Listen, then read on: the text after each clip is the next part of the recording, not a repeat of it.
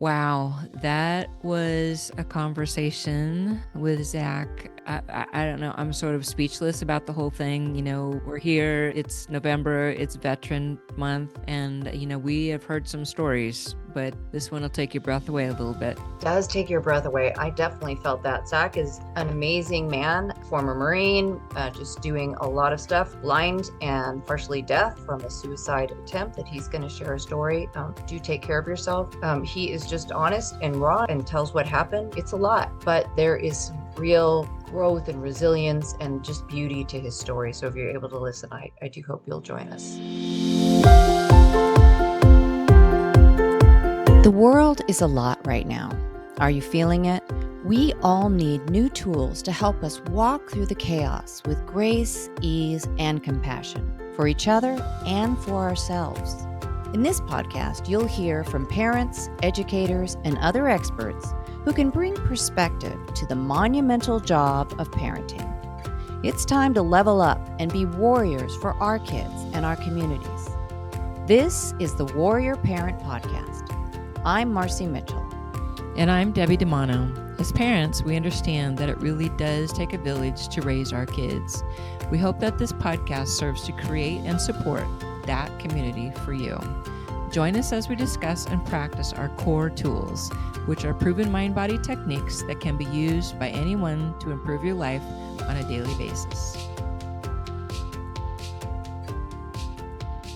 Welcome back to the Warrior Parent Podcast. We are grateful you're joining us. It is November, and every November we focus on veterans and speaking with veterans, hearing their stories, and just really checking in with them and honoring them. So we're very happy to have today a Marine Corps veteran, Zach Tidwell. He lost all of his sight and his hearing in one ear to a suicide attempt 6 years ago when he shot himself in the face. He had to relearn everything, and he struggled with rampant alcoholism for 2.5 years during his recovery from the suicide attempt. Despite being diagnosed with a deadly, incurable genetic disease along the way, he is now sober. He's an award-winning, self-taught software developer and entrepreneur. He's making the digital world more accessible place for everyone. He's a writer and a speaker with a book on the way. He skis, rock climbs, he whitewater kayaks, even competes in Brazilian Jiu-Jitsu against people without any disabilities. So that is a huge list of accomplishments for anyone, but especially someone who's struggling or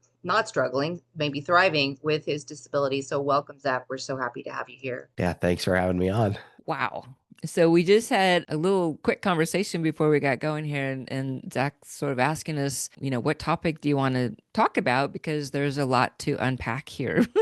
And there is a lot to unpack. Just so you know, Zach, Marcy's been stalking you. We every month we have a different topic, and of course November is veterans, and Marcy's a veteran, by the way. She is my favorite. I have to say that right off the top. But so this is always my favorite month, and she wanted to speak to you desperately. So she probably had 30 people who signed up to be on our podcast, and she chose you. So without further ado, Zach, just tell us a little bit about your story, and then we'll get into some of the details, but go ahead. Yes. You want me to start, I guess, leading up to the suicide attempt? Yeah. Perfect. So that all came about. So I was a machine gunner in the Marines, and I deployed twice, but didn't see combat. Both of my deployments were into the Pacific. But while I was on my second deployment in late 2017, I actually found out that my wife was cheating on me, and I found out from the other guy's wife. I didn't even find out from my wife. So that was pretty cool. But I came back from that deployment and tried to make things work with her, and naturally they didn't. So I filed for divorce in January of 2018, and I definitely wasn't a happy camper at that point, but I was dealing with it. I was just keeping myself very, very busy.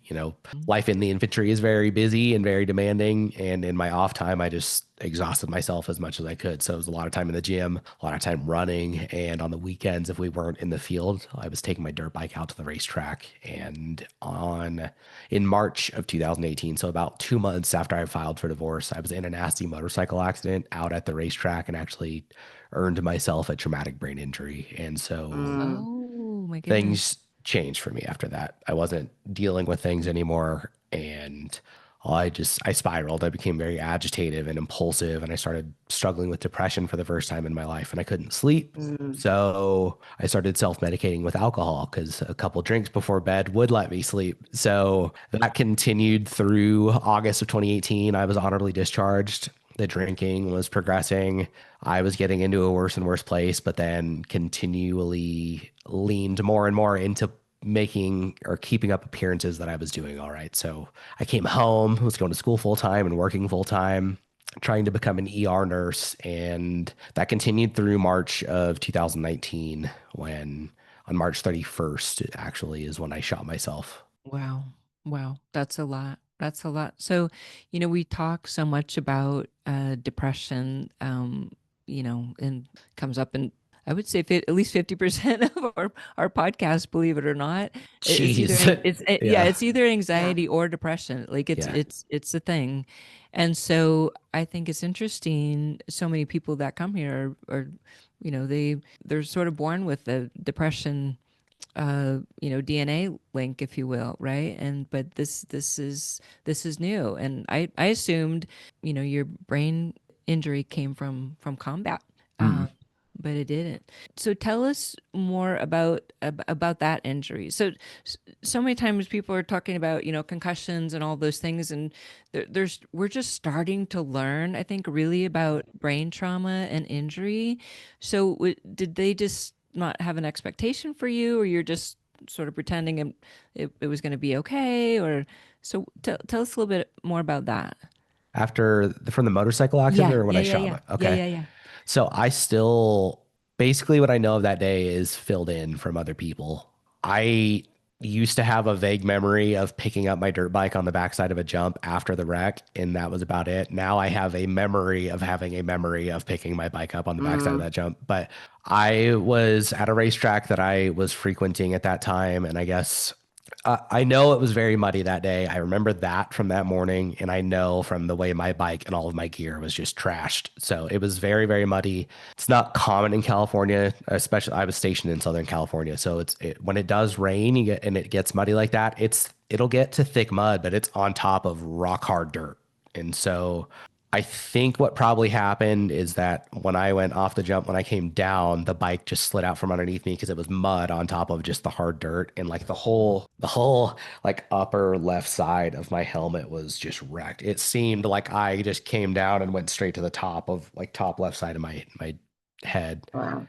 So was the diagnosis, though, that you had a brain injury? Or did you Yes, know I went to you the oh you hospital. Yes. yeah, but so they told you, and you knew that you were going to experience some long-term Yeah. effects. Do they prepare you for what that Yes. means? That's what Because I'm No, there's a lot of, I was on light duty, I think for 2 weeks.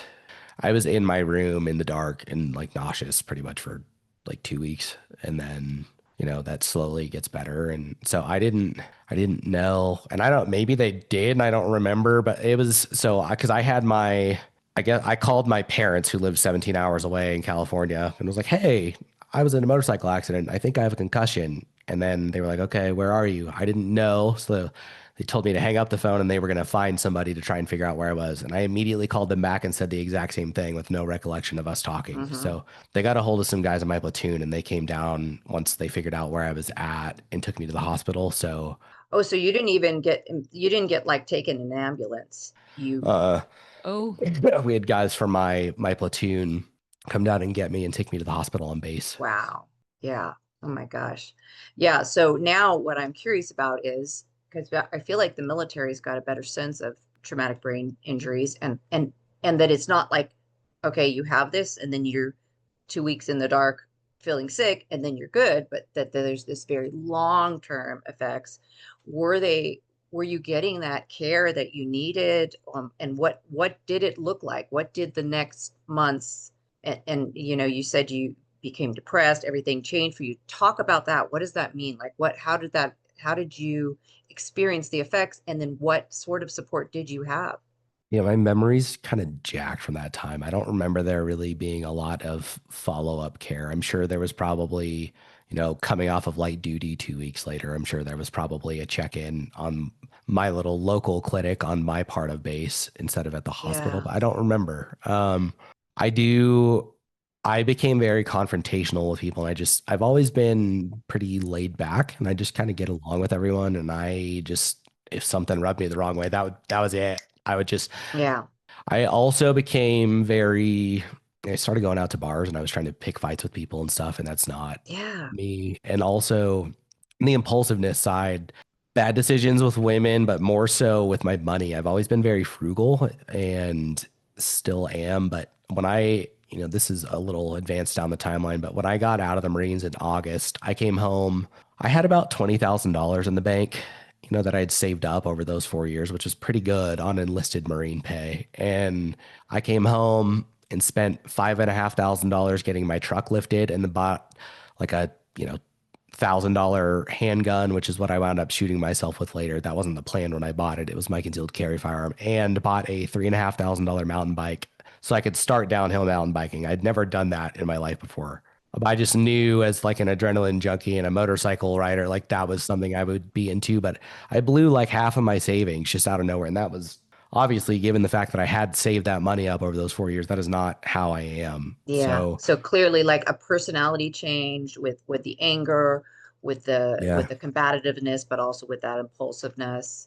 And so is that how so things start to kind of fall apart for you, or the drinking is to kind of compensate for how you don't know what's going on, or the anger, or A lot of that was I could not sleep anymore. And it was because I couldn't escape the thoughts. I was just replaying stuff that happened with my life. Like, what could I have done better as a man? What did I do to cause this?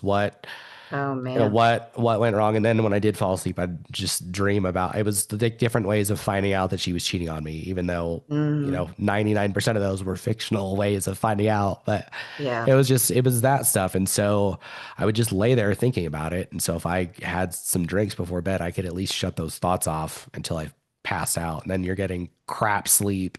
It's a compound. You're adding a depressant to your depression, and it Yep. really compounds over time. And I mean, that lasted for a year. So, so then there's the suicide attempt. So we just had, it'd be 2 months ago now, but we just had a whole month because we cover suicide for a whole month. So we have all kinds of stories around that. So are you comfortable talking about that, or like, Absolutely. Yeah. okay. So talk about that a little bit if you can. The more so with the attempt or afterwards. A little of both. Like what is that Okay. day? What does that day look like? Do you have clear memories of that day and leading up to that? Like, did you start making the plan, or Yeah. So as I said, everything was getting worse, and the worse things got for me, the more I leaned into trying to keep up appearances that they were good. Like that, everything else that I already described really started to turn into general apathy, especially towards the things that I loved. But I would put on an act of going to do those, like whether it was taking my dirt bike out to the racetrack or driving up to the mountains. I would load all of my gear up, drive a couple hours to the mountains, and get there just to try and force myself to be out of the house, and then still not want to be there. So I would sit in the parking lot for a couple hours before I drove home, so that it looked like I went snowboarding, or so that it looked like I went and rode my dirt bike. And I still don't know what that final straw was, but on March 27th of 2019 was the first time in my life that I've ever mishandled a fire alarm. And I cleared my concealed carry firearm out, held it to my head, and that was the night that I decided I was going to kill myself. And mm, what's ridiculous about that is that I felt relief that night. I try and yeah, paint that picture clearly to people. yeah, By the time that you reach that point, you are no longer in a sane state of mind. I should have been scared. I should have been freaked out by the fact that I'd even thought about that. And there were no alarms. It was just like a weight was lifted. I'm not yeah. doing that to glamorize it or anything like that. No. Yeah, That's part of when we talk about suicide prevention. That is one of the things that we do share, that, sometimes people will suddenly seem better, calmer, and it's because they've made that decision. And somehow that's like, okay, now at least I know what I'm going to do. and I don't know that I had, go ahead. We had a therapist who had said something about like it's just an option for people. It feels like, an option or an answer to a question, and that just it's just in that moment, like this is the option, It's right? Like she puts it pretty black and white like that, which, for anyone else seems crazy, but yeah. Well, suicide is a symptom of pure despair. It is Yeah. Despair's the word. you believing that there is no escape. And so that gun was my escape all of a sudden. Right. And so that hence the feeling that, okay, Yes. now I know what I'm going to do. So that continued. March 30th, my parents came over to my apartment. They were checking out my new apartment. They were with my two younger sisters. They were in the very same room that I had decided I was going to kill myself in a couple days earlier, and I didn't say anything. I just kept up appearances still.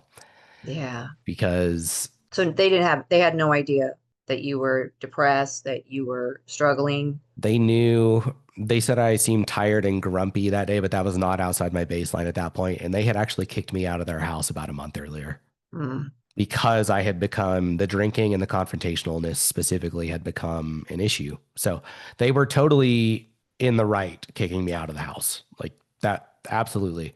So they were coming over just to see the apartment. And again, I kept my mouth shut because I thought it was weak to speak up. And I also didn't want anyone to stop me. That's the warning. I think the warning signs that our society talks about are kind of bullshit in the sense that they say that they are these overt warning signs where, someone will start giving their things away or start cluing people in with the things that they say, or maybe the world would be better off without me, or leaving obscure posts on Facebook. I think that captures half of the population, but I think there's a differentiation there where when it comes to suicide, and I'm not minimizing the amount of help that the other, that one group needs over the other. They're both in just as dire of straits and need the same amount of help. I just think they're different in the way that they present. And that's why absolutely. There's that group that does show those signs, but those are people who are asking for help and don't realize they're asking for help, and they just don't know how else to do it. The other half is people like me who hide it until the very last second. Yeah. And not saying that to minimize anything. There's a lot of times, my case is a perfect example where people afterwards are like, what the fuck happened? And it's because we hide it until the last second because we don't want to be stopped. And say more about that, because the desire to hide it that you said, I thought it was weak to talk about it.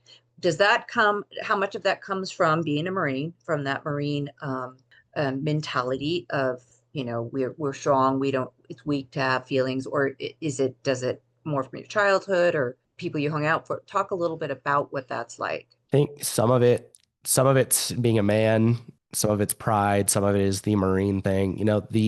I did very well in the Marines and especially in the infantry, like you need to be able to compartmentalize things. Yes. And that is a tool. That is a very valid tool. And I'm not saying the military needs that, especially in that environment. I'm not saying that should change. Because I did so well in the Marines with that and just brute forcing my way through things, I thought that would transfer to mental health. And that tool wasn't a tool. I thought it was the answer. Whereas when I got out, there should have been another set of tools that was learned, which I've learned in therapy in the years since, but I didn't realize that there was more to it. So, I think about compartmentalization. I don't know if we've talked that much about that in the podcast, Marcy, but so even for me, so I was not in the military. I can't claim to be a vet, but I did have a pretty rough upbringing. And so that was my tactic as a kid from a tiny, from 3 years old. I learned how to compartmentalize, and I didn't even realize I was doing it. Like you can be trained to do it, I think, but it's an automated thing that happens in your brain because it's trying to protect you, right? So I think there are people all over the world who are doing this without any specific training. But I think that term compartmentalization is real. And until you find someone, it sounds like that you have, to help you start to unravel those compartments. And some people can never, by the way, open those up. Hey, we just wanted to take a quick moment to tell you about something very exciting that Debbie and I and our team have been working on for literally years. And that is our Cour Tools app, which is now available at the Google Play Store and at the Apple Store. And you can sign up for it now, and you will get access to all the tools we've been talking about on the podcast. And if you're an early adopter of Cour tools, you can get a VIP price for $49 for a lifetime. That's Lifetime. right. Buy it once and we'll keep Lifetime. updating it too. Yes, yes. So we're super excited about this. Go to Apple Store, go to Google Play, and purchase it now.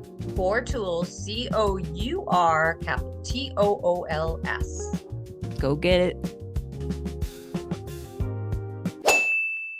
Yeah. Right. And I almost feel silly bringing that up because I'm not a combat vet. So I realize combat vets, they hear this, like I'm Doesn't matter. not likening my experiences to yours, but I get people bringing that up a lot where you're like, oh, so the military needs to change its ways. And I'm like, not, you still need that ability. There Yes. needs to be space to process that stuff afterwards. But and I had suicide on both sides of my family, and I had very strong views on that too, because I'd never understood it. I thought that was a weak and cowardly act. And because I'd never dealt with depression before, my Right. views on that have since changed. Now I realize you are not in a rational, you are in an insane state of mind. But Yeah. so it was kind of all those things feeding into that hiding it thing.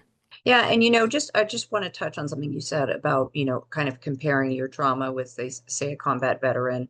I also am a veteran, not a combat veteran. I've been out for 30 years, basically, or almost 30 years. Yeah, I was serving during the Cold War. But one of the things that Brene Brown says that I love is that we somehow we get this idea that we need to compare our suffering and rate it compared to someone else's. And that really is something I would love for us to put away, because everyone's fighting their own battles. We know that to be true. And yeah, for anyone who's listening, like that idea that you don't deserve to feel what you feel because someone else has it worse is really not valid. And so, yeah, I just like to share that that we're all fighting our own battles, and it's all valid, and everybody deserves to feel what they're feeling and to take care of themselves.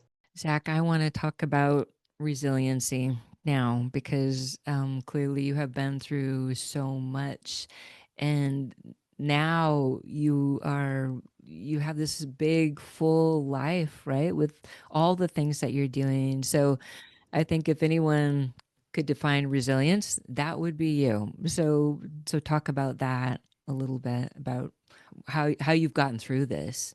Yeah. So, you guys wanted me to talk about the suicide attempt, so I'm going to finish that. Oh, okay. Sorry. That was the day Sorry. before I shot myself. Yeah. Right. Right. On the 31st, I was recording a suicide video to my family because I thought that a video was more personal. My roommate came home early and interrupted me recording that.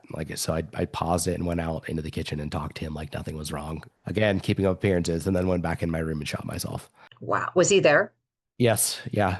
So that's why I'm still alive, is because he heard the gun go off and called 911. But Wow. yeah. So I think if I hadn't already painted the insanity picture, I feel like that does The it. insanity, but also the efficiency of a Marine. I swear, I just see that. Yeah. Like you were like, I got to take care of this Determined. stuff, and you don't get to make excuses. You just are like, this is what I need to take care of. So wow, It's that's crazy. But yeah.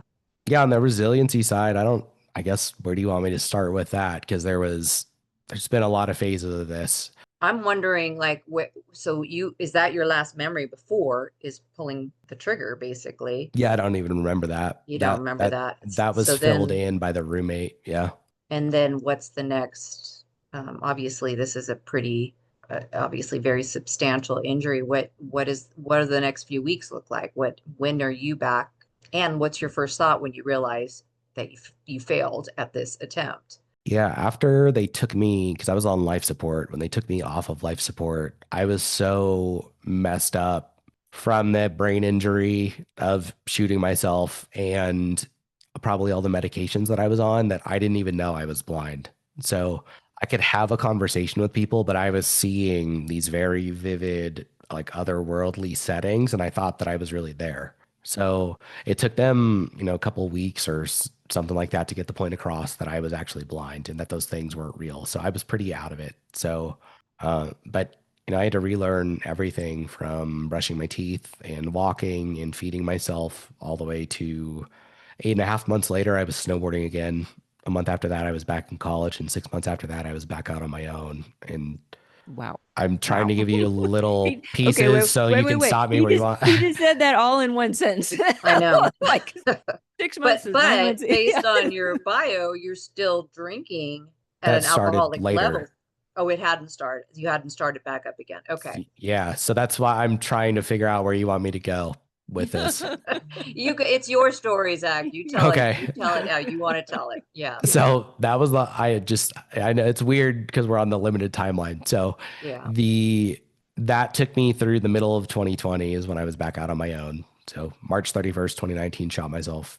Later that year, I bought my first house and then really had the worst depression that I've ever dealt with in the first several months of 2021 because the pace of my life had finally settled. So, but I got through, and that was the first time that I ever actually handled it and like dealt with it as opposed to drinking it away and shooting myself in the face. So it taught me a very crucial lesson. But later that summer in 2021, my college stopped making my course content accessible to me. And by that point, again, I was back out on my own. I was rock climbing and snowboarding and skiing and competing in Brazilian jiu-jitsu. But if you sat my homework in front of me, I couldn't do it by myself. So were we in pandemic still then? Is that part yes. of what was going on then? Okay. Yeah. Okay. So I was very frustrated by that because Yeah. I was totally independent, and this was all a byproduct of someone at my college not doing their job. So Yeah.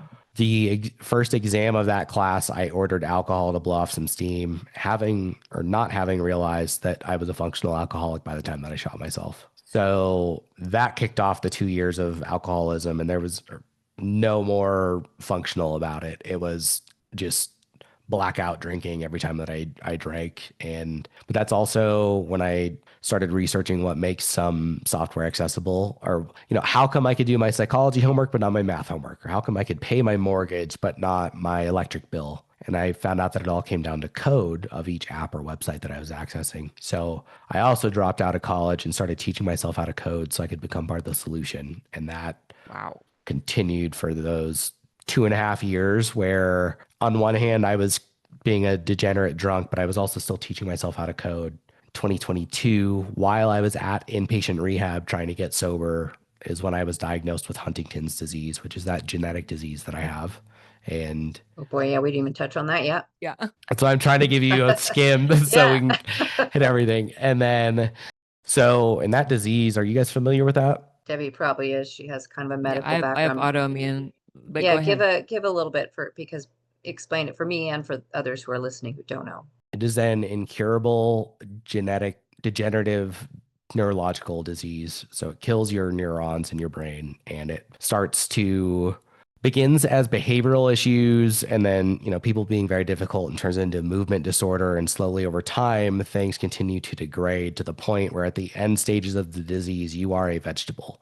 Again, incurable. At the time was intreatable. A clinical trial, which was just announced with some success a couple of weeks ago, where they think they'll be able to slow the progression of the disease by 75%. But as it stands right now, I can't receive that treatment because I have a bunch of metal in my head. But that means that they are making progress now. If there is efficacy to this treatment, and so that could be huge. But at the time, there was none of that. So and it's passed down parent to child. So what had happened was, while I was waiting to go to this rehab facility, we found out that my mom had it. So I got tested right before I went, and then found out that I have it.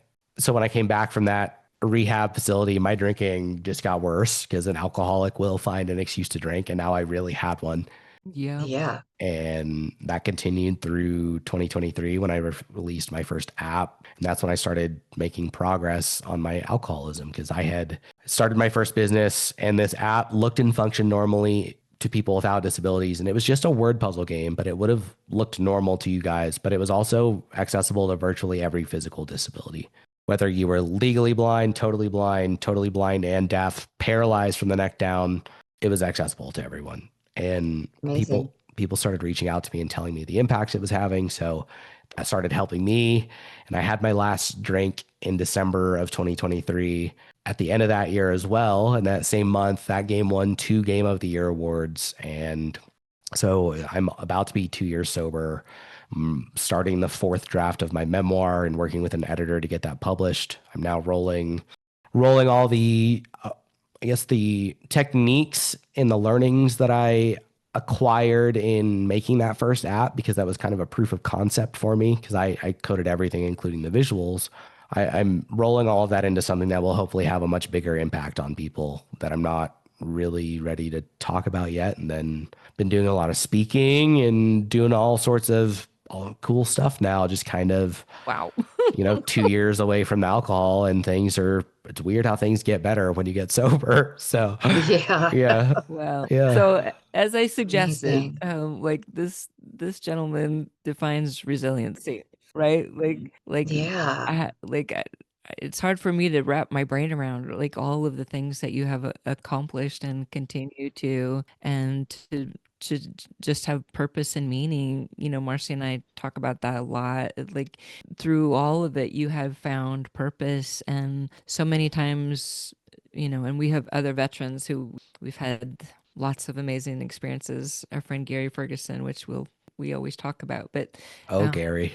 Gary. I The don't know real. Gary. Everybody No. knows Gary, but his thing was purpose, and he just said, a man or a young man without purpose is in trouble. And so I feel like it's our job to have big discussions around purpose in the world right now, because I think there are a lot of lost souls running around the planet, right? That's what got me sober, was that I had found my purpose and my identity again. Because I wasn't a husband, and then I wasn't. I mean, you're always a Marine, but like I was no longer an active duty Marine. Then I couldn't be a nurse, and then I've just, when I got back into college and was going to school for clinical psychology, like that was just because I wanted to get momentum, can have momentum continue rolling in my life. That wasn't really what I wanted to do. I just wanted to help people, but it wasn't like the Yes. way that I knew I wanted to help people. And so purpose is everything.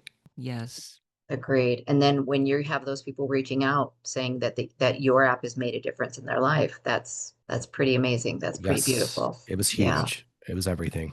And isn't that why we're here? Yeah, Yes. it's people listening. Sometimes you just have to keep looking for it. Like you just, Yeah. yeah, And stay open, because it so often is not what you thought. Like you say, you start college with a certain idea in mind, but then it leads to you realizing that, boy, I can't access my homework. This isn't right. I need to be able to do this. I have the desire, but I can't do it, which leads to you saying, well, can't just be me. And what can I do to fix it? Which leads to you teaching yourself how to code, which blows my mind for anybody, but especially someone who can't see. Like, so now you're dealing with the accessibility as well as this pretty complicated process that you're teaching yourself, and then creating something that changes people's lives. And again, staying open, to what was yours to do. I'm a firm believer in the idea that, like, if you have a problem, if all you're going to do is bitch about it, at some point you need to shut up. No, I like that is, I feel that way about a lot of things. And so I think that would spark people. If people, I realize that sounds a little blunt, but I think if people thought about things that way, there would be a lot less of that in the world, and more people, at least, like, you may not solve an issue. Even this next thing that I'm making, I'm well aware that it is not, not that it's not, it may not succeed, but at the very least, it will move the ball forward in terms of accessibility for the sector of software that I am working on. And so that's something. 100%. That's exactly it. There's a problem, and we all like to bitch a little bit about it, but then at some point, are you going to do something about it, or are you? And then if not, then yeah, you stop making everybody miserable. No one wants to listen to Yes. it. If you Yeah. like, what could you do? What's one thing you could do? Like, let's not get all caught up in the injustice of it or the injustice of it or whatever, but like, what can I do to make a difference? And one thing you can do. We don't have time to just stand around complaining. Let's make something happen. This has made it so now I'm still allowed to bitch about it when I come across inaccessible stuff, That's because right. I make accessible Bitch a stuff. little, Yeah. and then you Because you're doing something. Yeah, he's agree. in You the earn the right arena. to bitch. Oh my gosh, Oh, that's Zach, awesome. we could talk to you for days, and I'm be sure we're going to have more conversations with you. Yeah, when that book comes out, we'd love to hear more about that. And the next app, the next game, the thing that's making the world. We have for sure in 2026, we do have a month where we'll be talking about accessibility and making the world work for everyone. So Okay. And I think it'll probably be about a year until both are out. They kind of tie in together. I have a mailing list on my website. Do you care yeah, if you tell people? please tell us how people can get in touch with you, follow you, all the ways so that they Yeah. could hear more. At this point, if you Google me, you will find me, but I do on my website at zachtidwell.com. I have a mailing list sign up. It is not a spam list. I've had this thing for over a year. It is just to give people announcements about the book. There's like 1,000 people on there now. You will get updates about the book and deals about it when it does come out and stuff for pre-ordering. So you can go there and sign up. I also have my own podcast called Going In Blind with Zach Tidwell, and that's everywhere. Same kind of thing. If you Google it, you'll find it. And other than that, social medias should be able to find me by looking for my name too. Yes, I see on Facebook, Instagram, LinkedIn. We'll share all of this in our show notes. YouTube, we will share all this and people can find out more about you and get on your mailing list and listen to Awesome. your podcast and all the stuff. Yeah, cool. Thank you so much, Thank you, Zach. Zach. We're Thank so you, guys. grateful. Great to have you here. Thank you. Hey, warrior moms. As we started this podcast, we had determined that part of what we were going to do is to create a community. So we have decided to take it to another level, and we have started our own Facebook community in addition to the Warrior Parent podcast, and it's called From Chaos to Calm, a sanctuary for moms. Here's what it looks like. It's on Facebook right now. Please go and join it. And just to let you know, we're going to create our Blue Sky accounts right now. We're getting prepared as we watch this weird stuff go on in America. So we may be shifting the whole group to Blue Sky. Just be aware that we got you. We're going to start here. If this turns out to be not a safe place anymore on Facebook, then we will shift over. But what we're creating is a safe space where moms can show up and get information, get support, talk to each other about the things you're going through with your kids, the things you went through with your kids, maybe get some advice from moms, but also other experts. We're going to invite all of our guests and experts to join the group. I hope you will too. This is a place where you can show up and be seen and be heard and be safe. Mom's got you. Nobody Trusts anyone more than moms. So let's do this.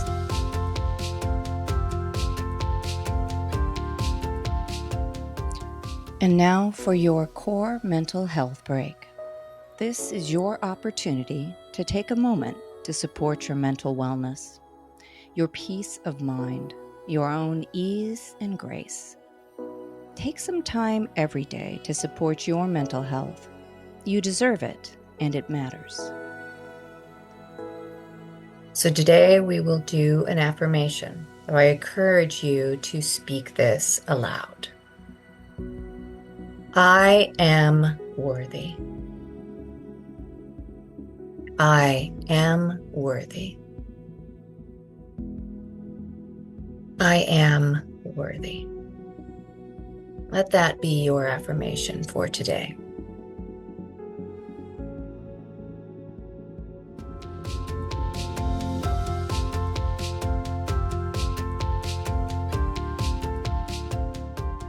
Thanks for listening to the Warrior Parent Podcast, which is a production of our nonprofit, Cour Experience, who also creates and distributes Cour tools. You can find us at courexperience.org. Make sure you join us next week for another informative conversation to help you and your family show up mindfully, purposefully, and joyfully with each other and in your community. Our Cour Tools platform consists of a number of proven tools and techniques that are designed to reduce stress, anxiety, and overwhelm in spite of what's going on in your world. We want to thank Samuel Hale, LLC, for sponsoring this podcast. Technical and marketing support comes from Inspire Your Brand. Our podcast editor is Justin Beeden. Opinions expressed by guests do not necessarily reflect those of the hosts, the producers, or the financial supporters. I'm Debbie DeMano. And I'm Marcy Mitchell. Thanks for listening. If you resonate with the idea of creating a community to help support kids and families, won't you join us by following the podcast and sharing this episode? You can even write a review. It truly does take a village, and we appreciate you.